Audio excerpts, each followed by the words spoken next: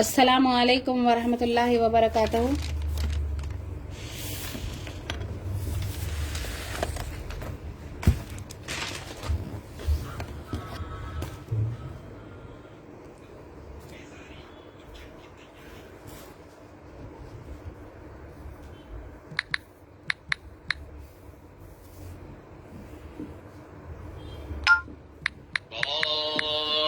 براءة من الله ورسوله إلى الذين عاهدتم من المشركين فسيحوا في الأرض 4 أشهر واعلموا أنكم غير معجز الله وأن الله مخزي الكافرين وأذان من الله ورسوله إلى الناس يوم الحج الأكبر أن الله بريء من المشركين ورسوله فإن تبتم فهو خير لكم وإن توليتم فاعلموا أنكم غير معجز الله وبشر الذين كفروا بعذاب أليم إلا الذين عاهدتم من المشركين ثم لم ينقصوكم شيئا ولم يظاهروا عليكم أحدا فأتموا إليهم عهدهم إلى مدتهم إن الله يحب المتقين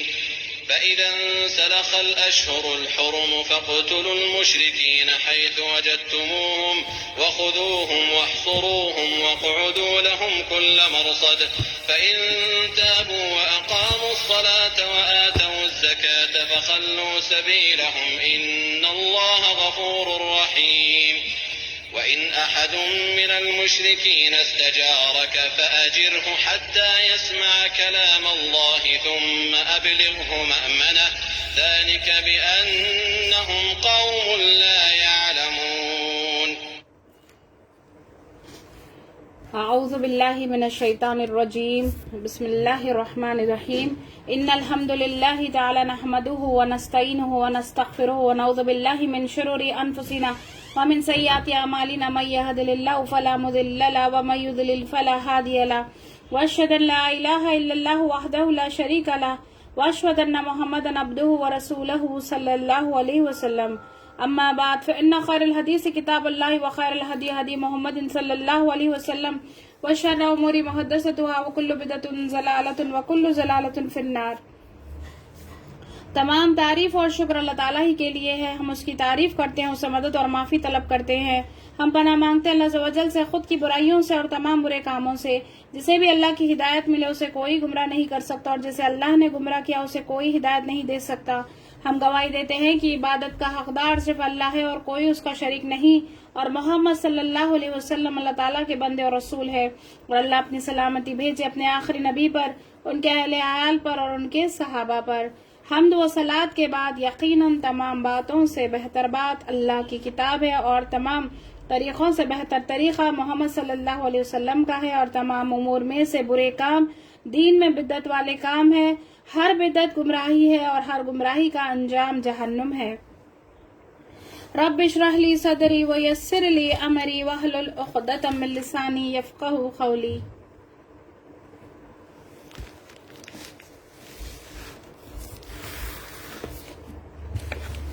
آج ہم سورۃ التوبہ پڑھیں گے انشاءاللہ تعالی۔ اس سے پہلے ہم تھوڑا سا سورۃ التوبہ کے بارے میں جان لیتے ہیں۔ سورہ توبہ مدنی سورت ہے۔ سورہ توبہ کے آغاز میں بسم اللہ الرحمن الرحیم نہیں پڑھی جاتی، جبکہ قرآن کریم کے آغاز میں بسم اللہ الرحمن الرحیم لکھوائی گئی تھی، لیکن اللہ کے رسول صلی اللہ علیہ وسلم اس کے آغاز میں بسم اللہ نہیں لکھوائے۔ یہ اس بات سے ہمارا ایمان اور پختہ ہو جاتا ہے کہ آپ صلی اللہ علیہ وسلم کے بعد ایک لفظ کی بھی تبدیلی نہیں کی گئی ہے، جیسے اللہ کے رسول صلی اللہ علیہ وسلم صحابہ اکرام کو لکھوا گئے تھے، جو اس کی توقیفی ترتیب ہے اللہ کے رسول صلی اللہ علیہ وسلم نے اللہ کے حکم سے کیا تھا۔ قرآن کو مصحف جس ترتیب سے ہمارے ہاتھوں میں ہے، دراصل یہ اس کی نزولی ترتیب نہیں ہے، یعنی کہ نزولی یعنی کہ جیسے نازل ہوا ہے ویسے ترتیب نہیں ہے، جیسے کہ آپ سب جانتے ہیں کہ پہلے سورۃ العلق اقرأ بسم ربک الذی، ویسے اب ترتیب میں کیسے ہے سورہ فاتحہ سورۃ البقرہ ویسے ہے، تو نزولی ترتیب نہیں ہے بلکہ یہ توقیفی ترتیب ہے، مشرف کی ترتیب ہے۔ یہ اللہ کے حکم سے ہی اللہ کے رسول صلی اللہ علیہ وسلم نے صحابہ اکرام کو کہتے تھے کہ فلاں آیت فلاں جگہ ڈال دو، تو اسی طرح صحابہ اکرام ویسے ہی کیا کرتے تھے۔ نمازوں میں ان آیتوں کی تلاوت اسی ترتیب سے ہوتی، اس کو توقیفی ترتیب کہتے ہیں۔ اب بسم اللہ کیوں نہیں لکھوائی گئی ہے، اس کے بارے میں مفسرین کا اختلاف ہے۔ کچھ مفسرین کہتے ہیں کہ پچھلا سورہ جو گزرا ہے سورۃ الانفال اور سورہ توبہ کا مضمون ملتا جلتا ہے، جنگ کا تبصرہ کیا گیا ہے، جنگ کے حالات پر ڈسکس کیا گیا ہے اور مال غنیمت اور منافقین کے بارے میں تبصرہ کیا گیا ہے، جہاد ہے، ہجرت کا ذکر ہوا ہے۔ اسی وجہ سے بسم اللہ الرحمن الرحیم دونوں سوروں میں یہ جدائی ڈالتی ہے بسم اللہ الرحمن الرحیم کہنے سے، تو یہاں نہ رکھنے کا مقصد دونوں کا مضمون ایک ہے، یہی وجہ زیادہ مناسب مانی جاتی ہے۔ اور دوسری وجہ مفسرین دوسرا یہ بھی بیان کرتے ہیں، دوسری وجہ ہے کہ غیر مسلمانوں سے برات کا اعلان ہے، اس میں جنگ کے اصول بتائے گئے ہیں، اسی لیے ابتدا میں بسم اللہ نہیں لکھوائی گئی ہے۔ مشرکین سے برات ہے، یعنی اللہ تعالیٰ ان سے بری ذمہ ہے، اسی وجہ سے اللہ کی رحمت نہیں لکھوائی گئی ہے۔ اس کے دو نام مشہور ہے، ایک تو سورہ توبہ اور دوسرے سورہ برات، یہ دونوں نام بہت مشہور ہے۔ سورہ توبہ مدنی سورت ہے، توبہ کے معنی برا، بیزار ہونا، قطع تعلقی۔ یہ کن سے قطع تعلقی ہے؟ مشرکوں سے، اور اس صورت میں کچھ مسلمانوں کی توبہ بھی قبول کی گئی ہے۔ اس صورت کے ابتدائی حصہ جب نازل ہوا، جب رسول اللہ صلی اللہ علیہ وسلم غزوہ تبوک سے واپس آ رہے تھے، 9 ہجری میں غزوہ تبوک پیش آیا تھا، حج کا زمانہ تھا، مشرکین اپنے عادت کے مطابق حج میں آ کر بیت اللہ کا طواف ننگے ہو کر کرتے تھے۔ رسول اللہ صلی اللہ علیہ وسلم ان میں خلا ملت نہیں ہونا پسند کیے۔ یہ فتح مکہ کے بعد یہ پہلا حج تھا کہ آپ مسلمانوں کو تعلیم دیے کہ صحیح حج کس طریقے سے کیا جائے، اور ابو بکر صدیق رضی اللہ تعالی عنہ کو اس قافلے کا امیر بنا کر بھیجا گیا۔ تو ابو بکر صدیق رضی اللہ تعالیٰ عنہ کے جانے کے بعد یہ صورت نازل ہوئی، تو آپ صلی اللہ علیہ وسلم نے علی رضی اللہ تعالیٰ عنہ سے یہ احکامات دے کر آپ کو بھیجے کہ حج کے موقع پر اعلان کر دیا جائے، جو دور دراز سے لوگ آئے ان سب کو خبر ہو جائے۔ اور ایک خاص وجہ یہ بھی ہے کہ جب کوئی امپورٹنٹ بات بتائی جاتی ہے تو رسول اللہ صلی اللہ علیہ وسلم کہنے لگے کہ یہ خود آپ صلی اللہ علیہ وسلم کہیں گے یا پھر اہل بیت سے کوئی کہیں گے، یعنی کہ آپ کے گھرانے میں سے کوئی کہیں گے، تو پھر علی رضی اللہ تعالیٰ عنہ آپ کے گھرانے سے ہے، اہل بیت سے ہے، تو وہ جا کر یہ پیغام دیں گے۔ کون سے پیغام دے کر بھیجے گئے تھے انہیں؟ کہ اگلے سال سے کوئی مشرک حج پر نہ آئے، کوئی برہنہ ہو کر طواف نہیں کریں گے، جن قبیلوں سے معاہدہ ہوا تھا ان سب کو 4 مہینے کی مہلت دی گئی، اور جن لوگوں نے مسلمانوں کے خلاف کوئی کارروائی نہیں کی ان کے ساتھ معاہدہ ایسا ہی برقرار رہے گا۔ لیکن جن لوگوں نے مسلمانوں کے ساتھ معاہدہ توڑ دیا تھا یا اس کی خلاف ورزی کی، انہیں 4 مہینے کی مہلت دی گئی۔ ان سے کہا گیا کہ آپ اس 4 مہینے یہاں رہ سکتے ہیں، 4 مہینے بعد جزیرۃ العرب کو خالی کرنا ہوگا، یہاں سے نکل جانا ہوگا یا اسلام قبول کرنا ہوگا۔ مشرکین مکہ میں اب مشرک مکے میں نہیں رہ سکتے ہیں، یہ اہم اعلانات تھے۔ تو اعلان کرنے کے لیے اپنے خاص طور پر علی رضی اللہ تعالیٰ عنہ کو کہا، کیونکہ آپ عربوں کے تمام حالات سے واقف تھے، کیونکہ یہ بہت بڑا اعلان تھا کہ مکے کے رہنے والے انہیں خالی کروا دینا، اب حج نہیں وہ لوگ کر سکتے ہیں شرک کی حالت میں اب وہاں پر حج نہیں کیا جا سکتا ہے۔ اس لیے اللہ کے رسول صلی اللہ علیہ وسلم کے خاندان کے کوئی شخص ہو تو یہ اعلان کرے، اسی لیے آپ نے علی رضی اللہ تعالیٰ عنہ کا انتخاب کیا۔ علی رضی اللہ تعالیٰ عنہ نے یہ 4 باتیں سنائی، اور یہ بھی کہنے کو کہا گیا کہ جنت میں ایسا کوئی شخص داخل نہ ہوگا جو دین اسلام قبول کرنے سے انکار کرے، یعنی کہ یہاں پر جو اسلام لائے گا تو اسے مکے میں بھی جگہ ملے گی، جزیرۃ العرب میں بھی جگہ ملے گی، اور پھر جنت میں بھی اس کو جگہ ملے گی انشاءاللہ. تو یہاں پر آپ علی رضی اللہ تعالیٰ عنہ یہ باتیں لے کر گئے کہ جنت میں کوئی ایسا شخص داخل نہ ہوگا جو دین اسلام قبول کرنے سے انکار کرے. تو اس سال کے بعد کوئی مشرک حج پر نہ آئے. بیت اللہ کے پاس برہنہ طواف کرنا ممنوع کر دیا گیا. جن لوگوں کے ساتھ اللہ کے رسول صلی اللہ علیہ وسلم کا معاہدہ باقی ہے ان کے ساتھ معاہدہ رہے گا. جن لوگوں نے کوئی غداری نہیں کی ان سے کوئی مسئلہ نہیں ہے. یہ جب 8 ہجری میں مکہ فتح ہوا. یہ 9 ہجری میں پہلا حج تھا جو کہ ابو بکر صدیق رضی اللہ تعالیٰ عنہ کو امیر بنا کر بھیجا گیا. پھر 10 ہجری میں اللہ کے رسول صلی اللہ علیہ وسلم نے خود حجۃ الوداع کیا. آپ خود تشریف لے گئے اور آپ کے ساتھ کئی صحابہ کرام بھی گئے. 1 لاکھ سے زیادہ کا مجموعہ تھا آپ کے ساتھ. آگے ہم اس کے اور ڈیٹیلز دیکھتے ہیں. جیسے کہ آج کل ہم واٹس ایپ پہ دیکھتے ہیں کہ کس طریقے سے میسیجز آ رہے ہیں. اگر ہم جانیں گے میری بہنوں تو تبھی ہم دوسروں تک پیغام پہنچا سکیں گے جو حق کا پیغام ہے. اگر ہم نہیں جانیں گے تو پھر ہم کیسے دوسروں کو سمجھائیں گے کہ یہ نہیں ایسا کہا گیا ہے, اس کی تفسیر ایسی ہے. جی ابھی آواز کلیئر ہے آپ کو؟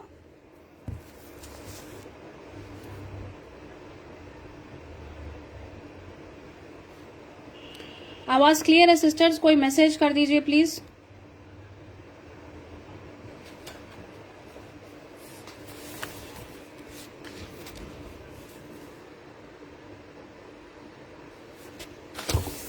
کوئی چیٹ کر دیجئے, یہاں پر میسج کریے.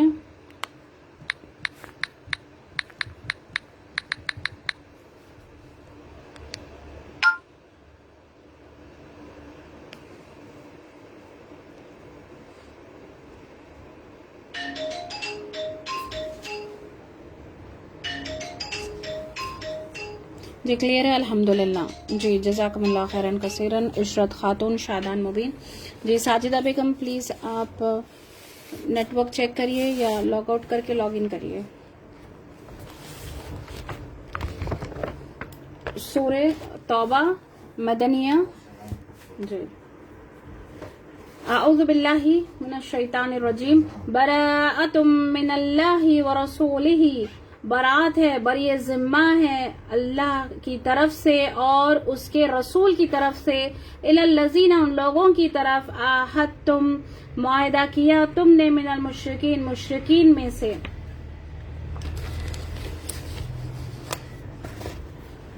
فسیحوا فی الارض, پس چلو پھرو, فی الارض, زمین میں, 4 اشہر, 4 مہینے, وعلموا, اور جان لو, انکم, بے شک تم, غیر معجز اللہ, نہیں عاجز کرنے والے اللہ کو, وان اللہ مخزی الکافرین, اور بے شک اللہ تعالی رسوا کرنے والا ہے کافروں کو. تو برات ہے, بری ذمہ ہے اللہ کی طرف سے اور اس کے رسول کی طرف سے ان لوگوں سے جو معاہدہ کیا تم نے مشرکین میں سے. بس چلو پھرو زمین میں 4 مہینے, اور جان لو بے شک تم نہیں عاجز کرنے والے اللہ کو, اور بے شک اللہ تعالی رسوا کرنے والا ہے کافروں کو. اب یہاں پر اگر کسی قوم سے غداری کا اندیشہ ہو تو اس سے علل اعلان بتا دینا چاہیے کہ اب تم سے ہمارا معاہدہ ختم ہوا, اب ہم بھی جنگ کی تیاری کریں گے اور تم بھی کرنا, یعنی چھپ کر وار نہیں کرنا چاہیے. یہ پہلا پوائنٹ ہم یہاں پر یہ سیکھتے ہیں یہاں پر کہ چھپ کر وار کرنے سے روکا گیا ہے ہمیں.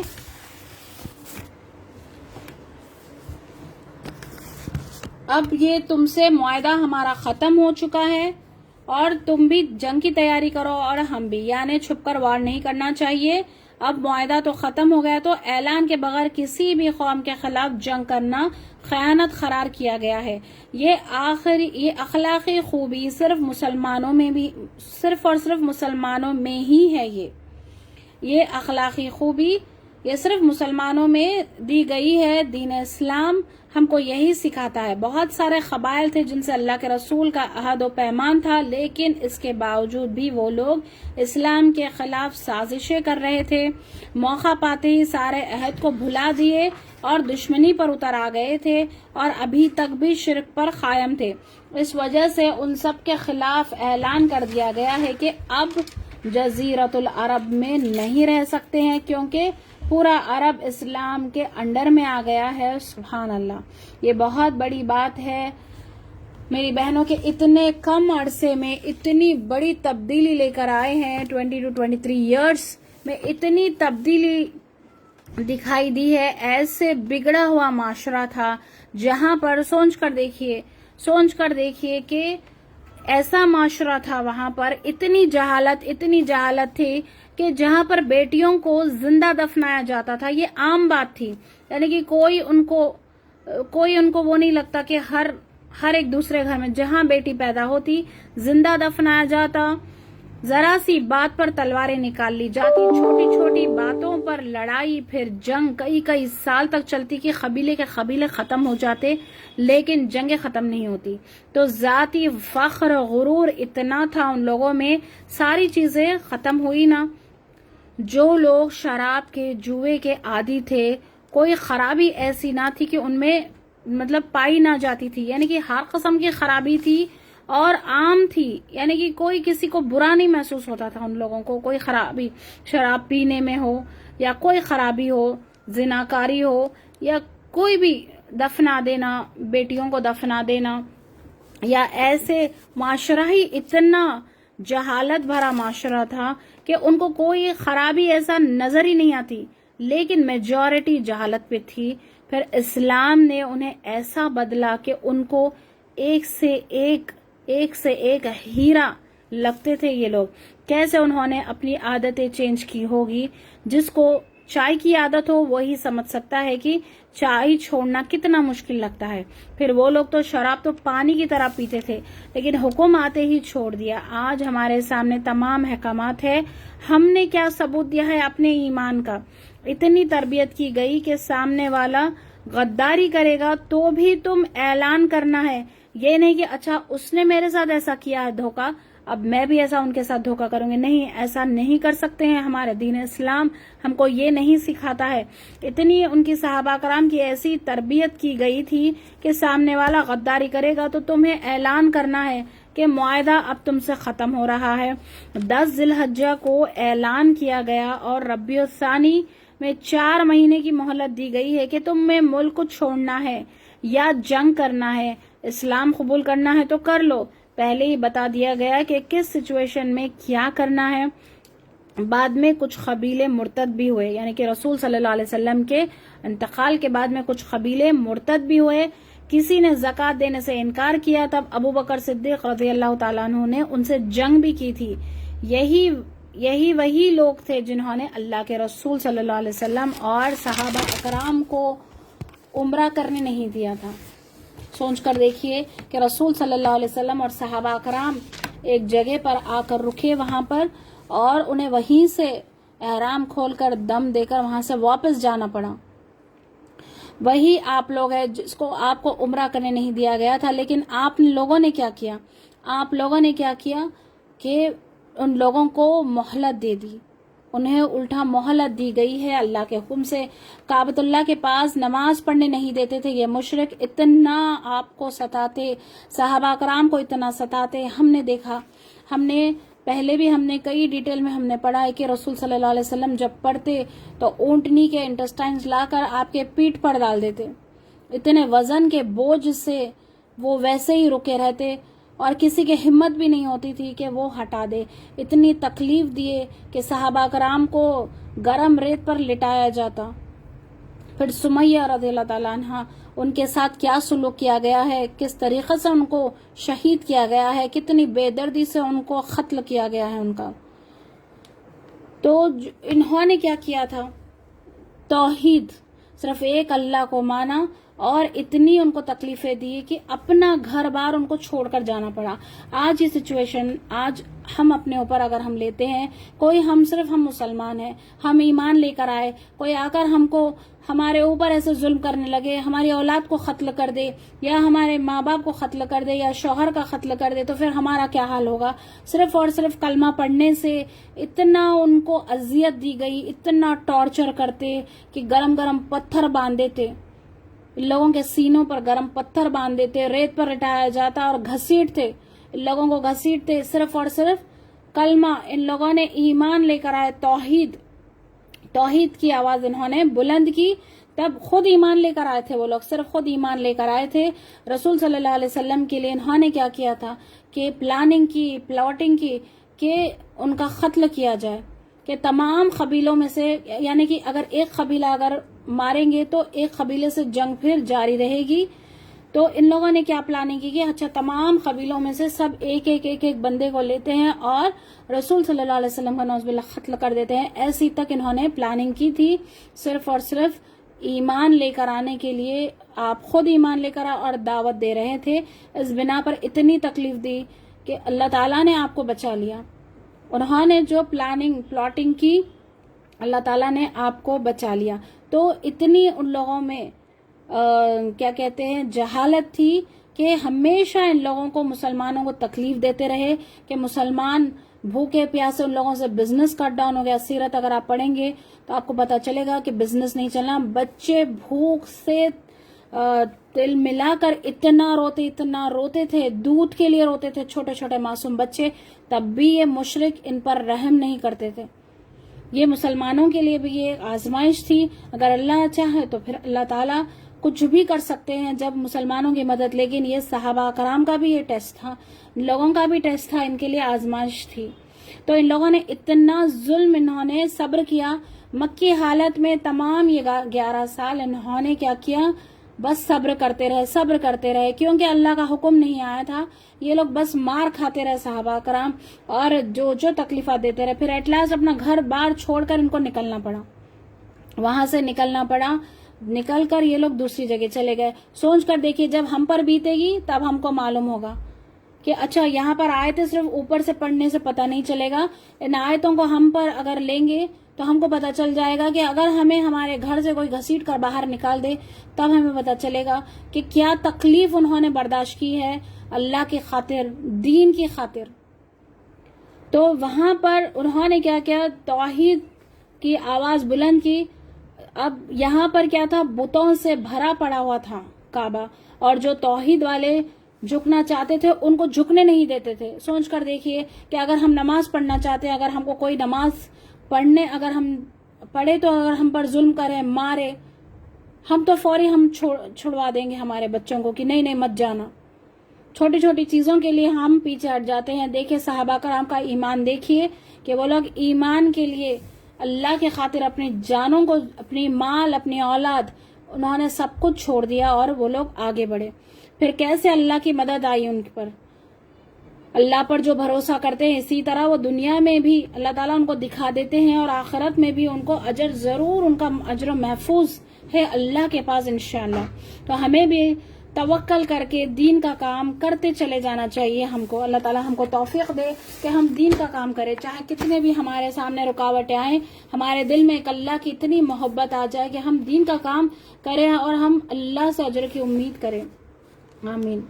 آیت نمبر 3 میں وَأَذَانٌ مِّنَ اللَّهِ، اور اعلان ہے اللہ کی طرف سے، وَرَسُولِهِ، اور اس کے رسول کی طرف سے، لِلنَّاسِ، لوگوں کی طرف، یوم الحج الاکبر، حج اکبر کے دن، ان اللہ، بے شک اللہ تعالی، بریء من المشرکین، بری ذمہ ہے مشرکوں سے، ورسولہ، اور اس کا رسول بھی، فَإِن تُبْتُمْ، اور پھر اگر توبہ کر لو تم، فَهُوَ خَيْرٌ لَكُمْ، تو وہ بہتر ہے تمہارے لیے، وَإِن تَوَلَّيْتُمْ، اور اگر منہ پھیرا تم نے، فَاعْلَمُوا، تو جان لو، أَنَّكُمْ، بے شک تم، غیر معجز اللہ، نہیں عاجز کرنے والے اللہ کو، وَبَشِّرِ الَّذِينَ، اور خوشخبری دے دو ان لوگوں کو، کفروا، جنہوں نے کفر کیا، بعذاب علیم، عذاب کی دردناک.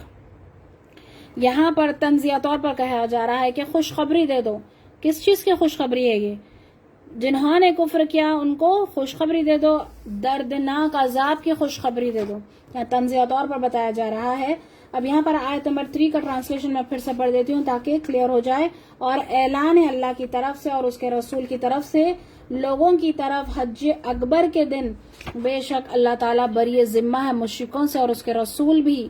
پھر اگر توبہ کر لو تم تو وہ بہتر ہے تمہارے لیے، اور اگر منہ پھیرا تم نے تو جان لو بے شک تم نہیں عاجز کرنے والے اللہ کو. اور خوشخبری دے دو ان لوگوں کو جنہوں نے کفر کیا دردناک عذاب کی. تو یہاں پر اطلاع عام ہے، یہ اللہ اور اس کے رسول کی طرف سے. کس کے لیے اطلاع ہے؟ یہ مشرکین کے لیے یہ اطلاع کی جا رہی ہے. کہا جا رہا ہے کہ اللہ مشرکوں سے بیزار ہے، یہ بیزار ہے. ان کو نبی آ گئے، ان کے پاس تمام حجت واضح ہو گئی، تمام چیزیں کلیئر ہو گئی ہے. اللہ کے رسول صلی اللہ علیہ وسلم آ گئے، پھر بھی انہوں نے ضد کی، نہیں مانے. تو اب بتا دیا گیا ہے کہ اللہ مشرکوں سے بیزار ہے. اعلان برات ہے ان مشرکوں کے لیے ہے جو ایمان نہیں لائیں گے. تو یہ کھلم کھلا اعلان کر دیا گیا ہے. اب کہہ دیا گیا ہے کہ ہم تو بری ذمہ ہے اس مہلت میں، اس 4 مہینے کی جو مہلت دی جا رہی ہے، اس مہلت میں جو کرنا ہو کر لو. ہمیں حدیث سے پتہ چلتا ہے کہ یوم جو حج اکبر سے مراد یوم النحر ہے. صحیح بخاری کی حدیث ہے کہ حج اکبر سے مراد یوم النحر 10 ذی الحجہ کا دن ہے. اسی دن منا میں اعلان برات سنایا گیا ہے. 10 ذی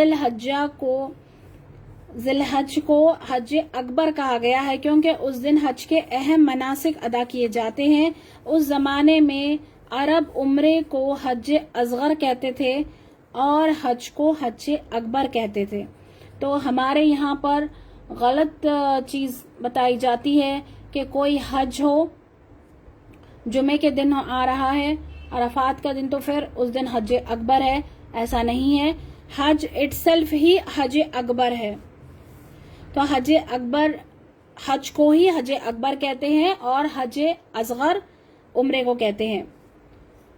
تو وہ لوگ 10 ذی الحجہ کو حج اکبر کہتے ہیں کیونکہ اس دن کنکریاں مارنی ہوتی ہے، بال منڈوانے ہوتے ہیں، طواف افاضہ، بہت سارے مناسک ادا کرنا ہوتے ہیں، اسی لیے اسے حج اکبر کہتے ہیں. علی رضی اللہ تعالیٰ عنہ نے اعلان کیا تھا کہ 4 مہینے یعنی 10 ذی الحجہ سے 10 ربیع الثانی یعنی کہ 4 منتھس کا ٹائم دیا گیا ہے. اب ان مہینوں میں ایمان لانا ہے، ایمان لے کر آؤ، یا نہیں تو پھر جزیرۃ العرب خالی کر چھوڑ کر جانا ہوگا.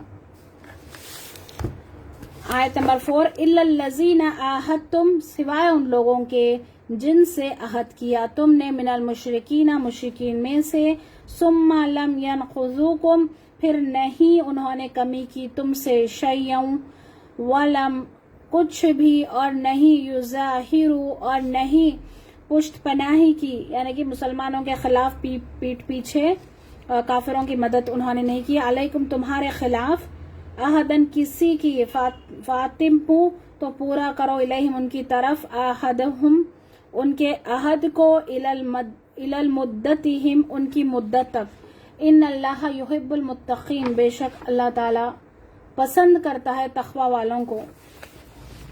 آیت نمبر 4 میں یہ بات تقوی کے خلاف ہوگی کہ جنہوں نے تم سے کوئی عہد شکنی نہیں کی تو تم وعدہ خلافی کرو ان سے. اللہ تعالیٰ کے پاس پسندیدہ وہی ہے جو اپنے وعدے پر قائم رہے. ان کے ساتھ معاہدہ ختم کرنا تھا جنہوں نے معاہدے کی خلاف ورزی کی.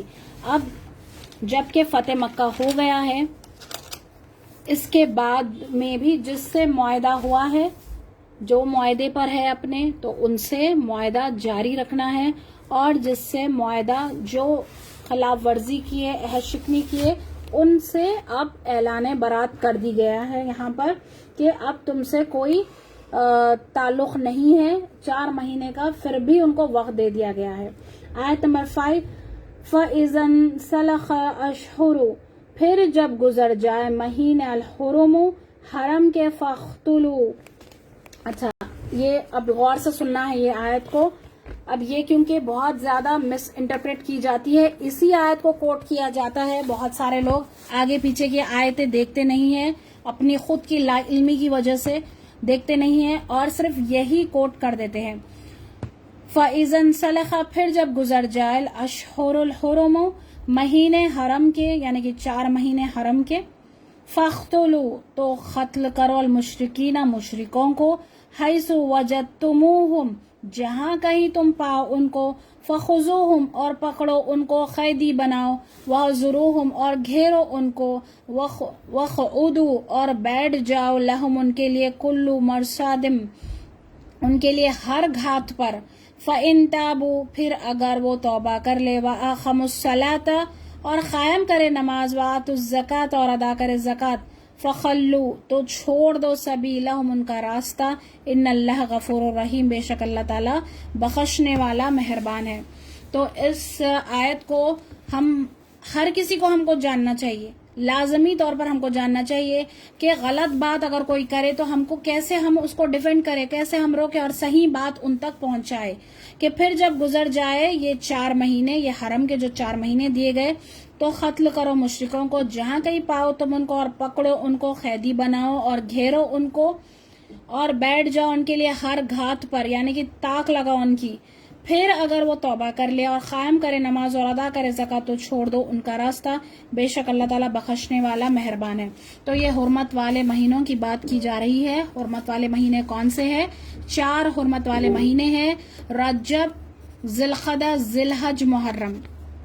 یہ 4 حرمت والے مہینے ہیں جہاں پر عربوں سے چلا آ رہا ہے کہ جنگ و جدال نہیں کیا جا سکتا ہے. جب اعلان برات 10 ذی الحجہ کو کیا گیا ہے، 10 ربیع الثانی کا ٹائم وہاں تک دیا گیا ہے. ان حرمت والے مہینوں میں اب وہ جنگ نہیں کریں گے. اگر یہ مہینے 4 مہینے گزر گئے تو اب تب کیا کرنا ہے؟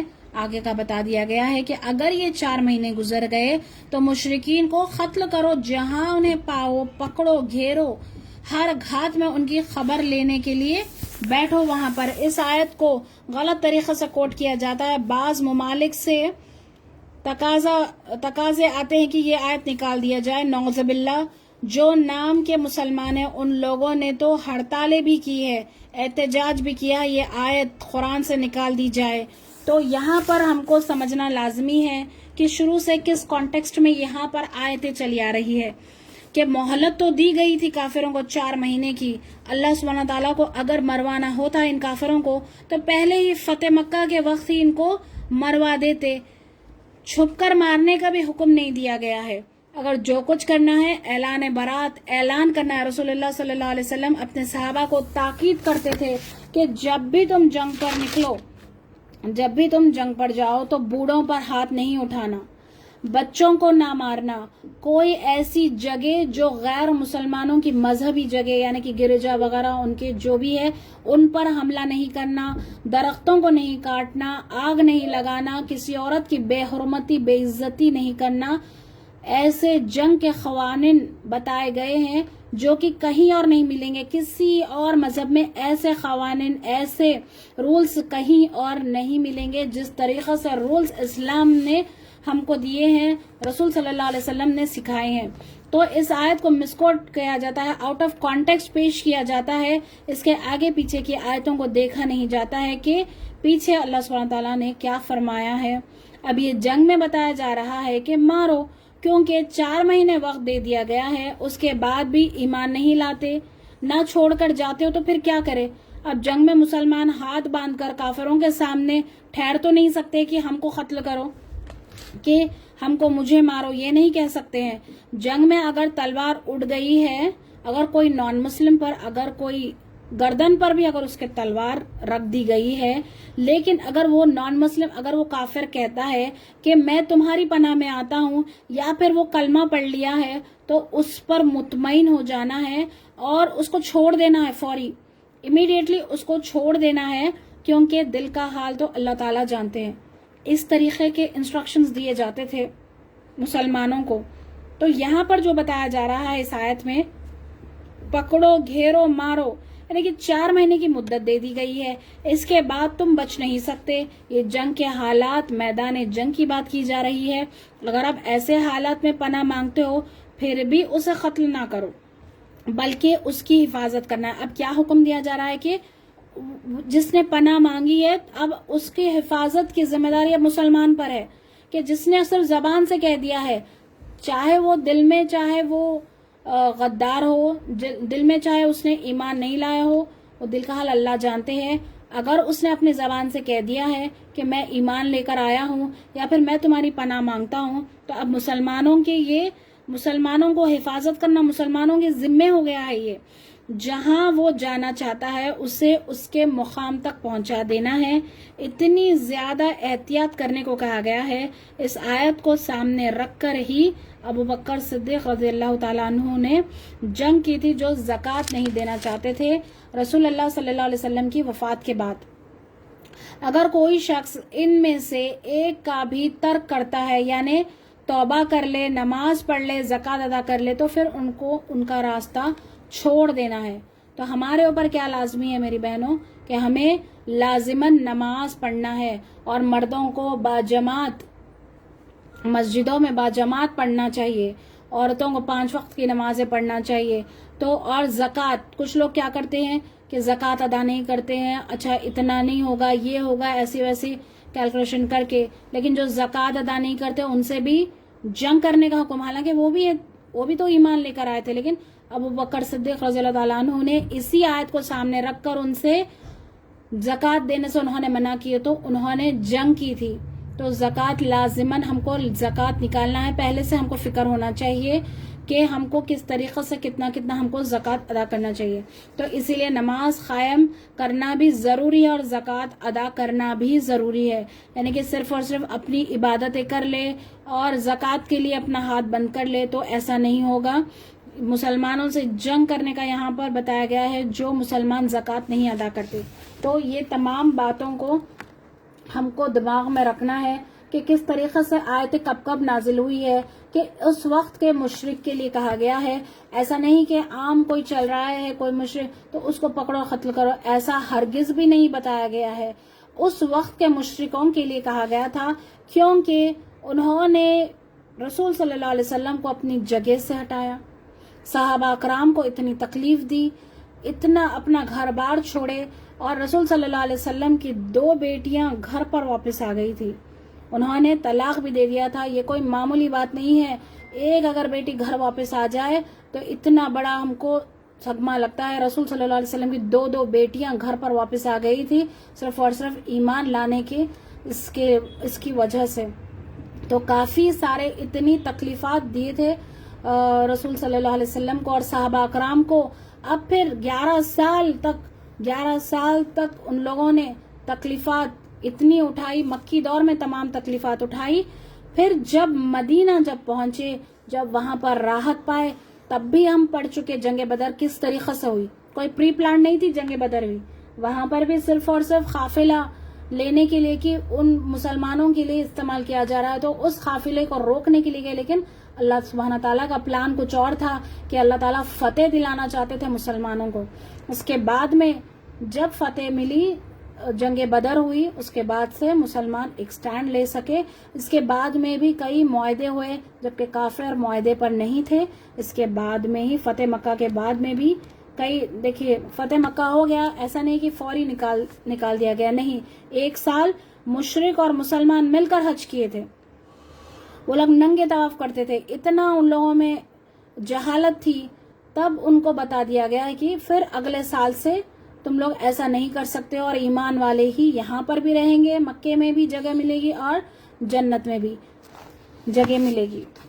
آیت نمبر 6 میں وَإِنْ أَحَدْتُمْ، اور اگر کوئی ایک من المشرکین، مشرکوں میں سے تجارت کا پناہ مانگے تجھ سے، فاجرہ، تو پناہ دے دو اس کو، حتیٰ، یہاں تک کہ یسمع کلام اللہ، وہ سن لے کلام اللہ کا، یعنی کہ قرآن سن لے، ثم ابلغہ، پھر پہنچا دو اس کو، ما منہ، اس کی جے امن میں، یعنی کہ امن کی جگہ میں، ذالک، یہ بانہم، اس وجہ سے ہے کہ وہ قوم لا یعلمون، ایسے لوگ ہیں جو علم نہیں رکھتے۔ تو یہاں پر دیکھیے کس طریقے سے بتایا جا رہا ہے کہ پچھلی والی آیت اور یہ آیت سامنے رکھ کر دیکھیے کہ کس طرح اسلام لوگوں کی حق تلفی نہیں کرتا، یہاں تک کہ عین جنگ کے وقت بھی اگر کوئی پناہ چاہے تو اسے امن دے دو۔ یہ کہاں پر ہو سکتا ہے ایسا بتائیے؟ کون سے ایسے جو ریلیجنز، کون سے مذہب میں ایسا اتنی چھوٹ دی جا سکتی ہے کہ سامنے والا دشمن بن کے آیا ہو تب اگر وہ کہتا ہے کہ پناہ میں آنا چاہتا ہے یا کلمہ پڑھ لے تب اسے چھوڑ دینا ہے ایک مسلمان؟ یہ کسی اور ریلیجن میں ایسا ہو ہی نہیں سکتا ہے۔ اسلام ہم کو، دین ہم کو یہ سکھاتا ہے، رسول صلی اللہ علیہ وسلم نے ہم کو ایسی تعلیمات دی ہے کہ ہم کو آگے پہنچانا ہے۔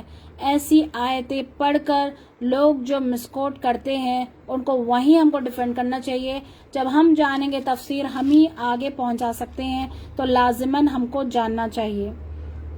تو یہاں تک کہ عین جنگ کے وقت بھی اگر کوئی پناہ چاہے تو اسے امن دے دو، اسے امن کی جگہ تک پہنچا دو جہاں وہ محفوظ رہے۔ تو پھر بتائیے کس طرح قتل کیا جا سکتا ہے جو راستے میں ملے؟ جیسے غلط چیز بتائی جاتی ہے کہ مسلمانوں کو ایسے جہاد کے لیے کہا جاتا ہے کہ جہاں کہیں کافر ملے اسے قتل کرو، تو کیسے قتل کیا جا سکتا ہے؟ سوچ کر دیکھیے، کیونکہ کوئی بھی غیر مسلم سمجھتا ہے کہ اسے پکڑو اور قتل کر دو، ایسا بالکل نہیں ہے، یہ غلط ہے۔ یہ آیتیں ان کے لیے اعلان عام تھی کہ 4 مہینے کے بعد جنگ کی جائے گی۔ جب وارننگ دے دی گئی کہ ہمارے علاقے سے نکل جاؤ، اب پکڑا نہیں جائے گا تو یا ان سے جنگ نہیں کی جائے گی، تو وہ کھلم کھلا سازشیں کرتے رہیں گے مسلمانوں کے خلاف۔ تو کیا مسلمان ہاتھ باندھے بیٹھے رہے؟ مسلمان کبھی بھی چوکن نہ رہے۔ ہم نے پڑھا ہے کہ مسلمان بیوقوف نہ رہے، مسلمان ہمیشہ چوکن نہ رہے، تیار رہے، اپنے اپنے بچوں کو سب کو ہم کو تیار کرنا ہے۔ اس زمانے میں رسول صلی اللہ علیہ وسلم نے آرکری وغیرہ، سوئمنگ، ہارس رائڈنگ، یہ تمام چیزوں کو وہ انکریج کرتے تھے۔ آج ہم ہمارے بچوں کو بھی انکریج کرنا چاہیے۔ مسلمان کبھی بھی بیوقوفی سے نہیں کہ اسے نہ تو کوئی اپنے خود بچاؤ کر سکتا ہے نہ خود اپنے گھر والوں کا بچاؤ۔ تو مسلمان ہمیشہ چوکنا رہنا چاہیے۔ کبھی یہاں پر کبھی ایسے گائیڈ لائنز ایسے دیے نہیں گئے ہیں کہ مسلمان بے خوف رہے کہ اچھا سامنے والا مار رہا ہے تو ہاں چلو مار کھاؤ، ایسا بالکل نہیں ہے۔ ایسا نہیں ہے کہ ہمیں بھی تیار رہنا ہے۔ وہ لوگ اگر سامنے والا اگر حملہ کرتا ہے خود انیشیٹ نہیں کر سکتے، کیونکہ رسول صلی اللہ علیہ وسلم نے کوئی بھی جنگ خود سے انیشیٹ نہیں کی تھی، تو ہمیں بھی یہ کہ سامنے والا اگر جنگ کے لیے آتا ہے تب ہم کو اس کو جب جواب دینا ہے، ورنہ ہم خود ہی سے انیشیٹ نہیں کر سکتے ہیں۔ اور جہاد اور جنگ کے بارے میں بھی غلط بات بتائی جاتی ہے کہ لوگ جہاد وغیرہ ایسے کرتے ہیں کہ کوئی بھی دنیاوی معاملوں کے لیے، لیکن صرف اور صرف اللہ کا کلمہ بلند کرنے کے لیے ہی جہاد، اور انڈیویجول لیول پر بھی جہاد جو نام ہی خراب کر دیے ہیں کہ جہاد ایسے طریقے سے یہاں پر کیا جا سکتا ہے، یہ تمام یہ غلط ہے۔ یہ مسلم ممالک ہو تب ہی جو اگر ہو تو جب جہاد کے لیے آگے بڑھ سکتے ہیں۔ ایسے انڈیویجول لیول پر یہ صرف اور صرف مسلمانوں کو بدنام کرنے کے یہ طریقے ہیں۔ ہم جیسے کہ جانتے ہیں کہ جہاد کے معنی کیا ہے، اٹموسٹ اسٹرگل، کہ ہم اگر علم سیکھ رہے ہیں یہ بھی جہاد ہے۔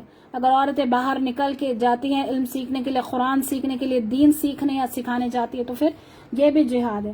تو ہم کو تیار رہنا چاہیے، ان سے جنگ نہیں کی جائے گی، لیکن اگر وہ کھلم کھلا سازشیں کرتے ہیں مسلمانوں کے خلاف تو پھر مسلمان بھی تیار رہے۔ ایسا ہو نہیں سکتا کہ ہاتھ باندھے کھڑے رہے اور صرف مار کھاتے رہے۔ صحابہ کرام رسول صلی اللہ علیہ وسلم چپ تھے کیونکہ اللہ کا حکم نہیں آیا تھا، لیکن جب اللہ کا حکم آیا تو انہوں نے جنگ کی۔ یہ اب اس آیتوں کا حکم صرف اور صرف اس وقت کے مکہ والوں کے لیے تھا اور آس پاس کے قبائل کے لیے تھا۔ بعد میں یہ اصول ختم ہو گیا کیونکہ جو مشرک وہاں سے نکل گئے تو پھر نیکسٹ جنگ کے تمام اصول بتا دیے گئے تھے، جیسا کہ میں نے پہلے ہی بتایا تھا کہ بوڑھوں پر ہاتھ نہیں اٹھانا ہے، بچوں کو نہیں مارنا، عورتوں سے بے عزتی اور بے حرمتی نہیں کرنا ہے، یہ تمام چیزیں۔ ورنہ جنگوں میں ایسے ایسے حال ہوتا کہ عورتوں کی اتنی بے حرمتی بے عزتی کی جاتی، اتنا ان لوگوں کو ذلت رسوائی سے ان کو رکھا جاتا۔ ہمارے دین اسلام میں قیدی کے لیے بھی بتایا گیا تھا کہ لاسٹ ٹائم ہم نے کافی پچھلے پاروں میں ہم نے پڑھا ہے کہ کئی صحابے خود بھوکے رہتے اور قیدیوں کو کھلا دیتے۔ یہ ہمارے اسلام کو یہ تعلیمات دیتی ہے، تو پھر ہم یہاں پر پکڑو مارو قتل کرو، یہ بالکل یہ غلط ہے۔ یہ اس وقت کے مشرکوں کے لیے کہا گیا تھا جس کو اعلان برات بتا دی گئی تھی، 4 مہینے کا وقت دے دیا گیا تھا، اس کے بعد بھی وہ لوگ نہیں جاتے، مسلمانوں کے خلاف سازشیں کرتے، تو ان کے خلاف جنگ کی یہ تیاری تھی، یہ جنگ کے کانٹیکسٹ میں یہ بات کی گئی تھی۔ بعد میں یہ اصول بھی ختم ہو گئے کیونکہ مشرک وہاں سے نکل گئے۔ پھر جنگ کے تمام اصول بتا دیے گئے مسلمانوں کو۔ اگر کوئی ماتحت رہنا چاہتا ہے، اگر کوئی کہتا ہے کہ ہم کو نہیں جانا ہے جزیرۃ العرب سے، ماتحت رہنا چاہتا ہے، تب بھی ان کو رہنے کی اجازت دی گئی ہے۔ کس طریقے سے رہتے تھے وہ لوگ؟ جزیہ ٹیکس دے کر رہتے تھے۔ پھر رہ کر اسلام کے خلاف ہو تو تب جنگ کرنا پڑے گا۔ اگر کوئی مشرکین میں سے پناہ طلب کرے تو پھر اس کو پناہ دے دینا ہے تاکہ وہ سن لے کلام اللہ کا، یعنی کہ دین کی دعوت بھی دے دو، جیسے کہ اس آیت میں بتایا جا رہا ہے، آیت نمبر 6 میں۔ اور اگر کوئی ایک مشرکین میں سے پناہ مانگے تجھ سے تو پناہ دے دو اس کو، یہاں تک کہ وہ سن لے کلام اللہ کا، یعنی کہ قرآن۔ تو کیا کرنا چاہیے؟ ان کو اللہ کا کلام قرآن سنانا چاہیے، دین کی دعوت دینا چاہیے، پھر پہنچا دو اس کو اس کے امن کی جگہ۔ یہ اس وجہ سے ہے کہ ایسے لوگ ہیں وہ جو علم نہیں رکھتے، تو ان کو بتا دو، دین کی دعوت دے دو، کلمہ بھی بتا دو، پھر اس کو اس کے امن کی جگہ پہنچا دو۔ یہ اس لیے کہ وہ علم نہیں رکھتے۔ ہو سکتا ہے کسی کو بات سمجھ میں آ جائے اور وہ آگ سے بچ جائے، یعنی کہ کبھی بھی نبی صلی اللہ علیہ وسلم کا یا کوئی بھی نبی انبیاء اکرام جو آتے اور دین کی دعوت دیتے، ان کو ایسی تکلیف ہوتی کہ جہنم کی آگ سے بچ جائے۔ اسی لیے دنیا کی جو چھوٹی موٹی باتیں کوئی کچھ کہہ دیتے یا کوئی کچھ ظلم کر دیتے، کچھ کہتے، لیکن جہنم کی آگ تو بہت خطرناک ہے، تو اس کو دماغ میں رکھتے ہوئے دین کی دعوت دیتے تھے وہ لوگ۔ اور ہم کو بھی یہی کرنا ہے۔ ہم کو یہ نہیں کرنا ہے کہ اچھا میری بہن نے مجھے ایسے ایسے جواب دے دیا تھا، میں نے اس کو ایک دفعہ صحیح راستے پر میں لے کر آنے کی کوشش کی تو اس نے مجھے ایسی ایسی بری باتیں سنا دی، لیکن میری بہنوں دیکھیے جہنم کا گڑھا بہت برا ہے۔ کوئی بہنیں اگر بدعت میں ملوث ہے، بدعت کرتی رہتی ہیں، تو اس کو اچھائی سے روکے، کیونکہ ہم آج کا لیسن جیسے سٹارٹ ہوا، ہم نے کیا پڑھا تھا کہ کل بدعت ضلالۃ کل ضلالۃ فی النار، تمام بدعتیں گمراہی ہے اور تمام گمراہ لوگ جہنم میں ہوں گے۔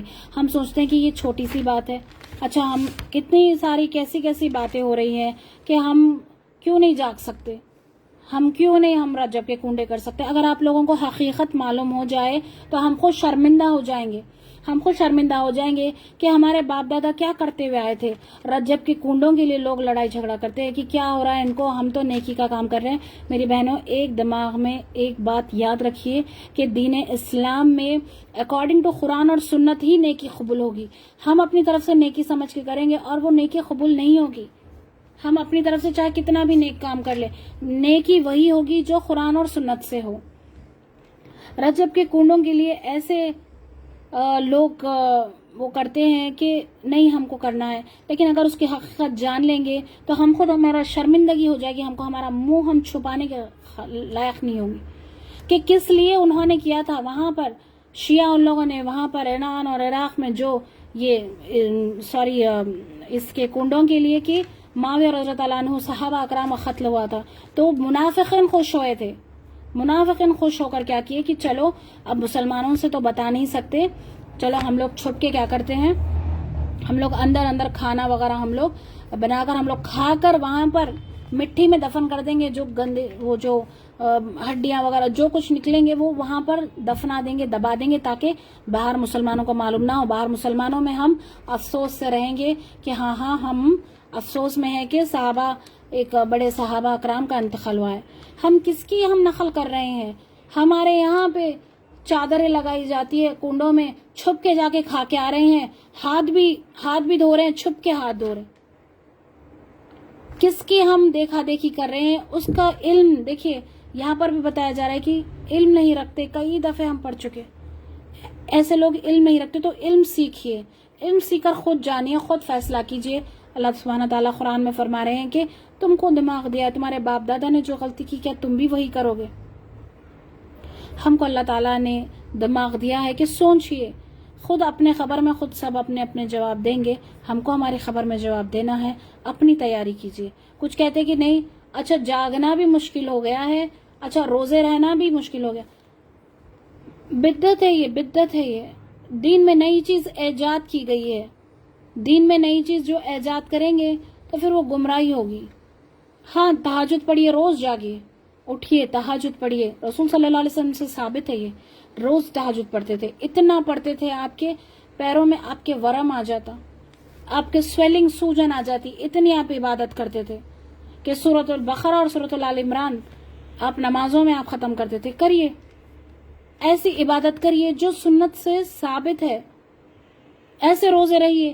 ہاں منڈے اور تھرسڈے روزے رہیے، ایام بیت کے روزے رہیے، اللہ کی محبت میں روزے رہیے. عام دنوں پر میں اللہ کی محبت کی خاطر میں روزے رہ رہی ہوں، کیونکہ اتنی اللہ تعالیٰ نے اتنا اجر دیا ہے کہ روزے دار کے لیے کہ میں خود اس کا اجر دوں گا، اس کا میں خود اجر دوں گا. یعنی کہ سب کا ثواب بتا دیا گیا ہے کہ اتنا کریں گے تو اتنا اجر، ایسا اجر ملے گا، 10 گنا زیادہ اجر ملے گا، 700 گنا اجر زیادہ ملے گا یا اس سے زیادہ، ایسا بتا دیا گیا ہے. لیکن روزے کا نہیں بتایا گیا ہے، روزے کے لیے نہیں بتایا گیا ہے. یہ بتایا گیا ہے کہ اللہ سبحانہ تعالیٰ نے فرمایا کہ میں خود دوں گا. تو اللہ سبحانہ تعالیٰ میں خود دوں گا. ہم کہیں گے کسی سے کہ ہمیں کچھ دینا ہے، نہیں، personally I will meet and I will give ہم. میں پرسنلی مل کر دینا چاہتی ہوں اس کو، تو اسپیشل ہے وہ کو. تو اللہ سبحانہ تعالیٰ نے کیا رکھا ہوگا روزے کے لیے. تو روزے رہیے، ایسی عبادت کریے جو قرآن اور سنت سے ثابت ہو. ایسی عبادت ہم کو کرنا چاہیے. اب یہاں پر جیسے اس کانٹیکس میں بات چل رہی تھی کہ جہنم کی آگ سے بچ جائے، تو میری بہنوں اگر ہماری بہن کوئی نہیں مانتی ہے تو اس کو اچھائی سے سمجھا دینا ہے، اچھائی سے سمجھانا ہے، اور بار بار شاہد کی نصیحت پکڑے. کیونکہ ہم بھی پہلے ایسا ہم کو پتا نہیں تھا تو ہم بھی کچھ بھی ہم کر دیتے، اچھا یہ نیکی یہ نہیں. لیکن ہم کو جیسے پتا چل گیا کہ نہیں یہ نیکی اکارڈنگ ٹو قرآن اور سنت ہی ہوگی، تو ہم جیسے مان گئے شاید کہ وہ بھی نصیحت پکڑ لے. تو ہم کو اس کو آہستہ آہستہ سے یہ نہیں کہ اچھا میں تم کو بتا دی 10 بار میں بتا دی پھر بھی تم نہیں مان رہے. نہیں، اپنی تبدیلی لانا چاہیے. دیکھیے نبی صلی اللہ علیہ وسلم کا طریقہ دیکھیے کہ کس طریقے سے وہ بار بار آپ کو تکلیف ہوتی، غم اور رنج میں رہتے ہیں آپ، کہ کئی آیتیں ایسی نازل ہوئی کہ کیا آپ رنج اور غم میں اپنی جان ہلاک کر دیں گے؟ کہ ہم کو ایسا رنج اور غم ہوتا ہے ہماری کوئی بہن کو دیکھ کر کہ ارے وہ دین اسلام پر صحیح صحابہ اکرام جیسے آپ صلی اللہ علیہ وسلم کو فالو کرتے تھے، سلف صالحین جیسے فالو کرتے تھے، کیا ہم ایسے کر رہے ہیں؟ کیا میری بہن کر رہی ہے؟ کیا ہم کو ایسی تکلیف ہوتی ہے؟ تو اگر تکلیف نہیں ہوتی تو تکلیف لانا چاہیے. ایسے ہم کو تکلیف سے ان کو بلانا چاہیے تو خود عاجزی آ جائے گی. تو پھر دوران جنگ میں بھی کوئی کہہ دے کہ میں اسلام سمجھنا چاہتا ہوں، مسلمان ہونا چاہتا ہوں، تو پھر اس کو مہلت دے دینی چاہیے. ایمان لانے کی اس کو مہلت مسلمانوں کو چاہیے کہ وہ امن دے دے، یعنی کہ اس کو چھوڑ دے، اس کو سکون میں لا دے اور سمجھائے. اگر نہیں مانے تو اسے اس کی حفاظت کی جگہ پہنچا دے. اللہ تعالیٰ ہمیں صحیح طریقے سے آیتوں کو سمجھنے کی توفیق دے تاکہ ہم عمل کر سکیں. اللہ تعالیٰ ہمیں کہنے سننے سے زیادہ ہمیں عمل کی توفیق عطا کرے. آمین. تو یہاں پر آیت نمبر 6 پر ہمارے آج کی کلاس ہم اینڈ کرتے ہیں. آئی ہوپ کہ آپ لوگوں کو یہ آیتیں سمجھ میں آئی ہوگی. اللہ تعالیٰ مجھے بھی توفیق عطا کرے کہ میں اچھی طریقے سے میں سمجھاؤں، جس طریقے سے نبی صلی اللہ علیہ وسلم نے سکھایا ہے ہم کو، صحابہ اکرام کو، صحابہ نے تابعین کو سکھایا، اس طریقے سے جو چلا رہا ہے. اللہ تعالیٰ ہمیں بھی توفیق دے کہ ہم صحیح دین اسلام سیکھیں. آمین. سبحانک اللہم و بحمدک نشہد ان لا الہ الا انت نستغفرک و نتوب الیک. سبحانک ربک رب العزت عما یصفون و سلام علی المرسلین والحمد للہ رب العالمین. جزاکم اللہ خیرا کثیرا سسٹرز.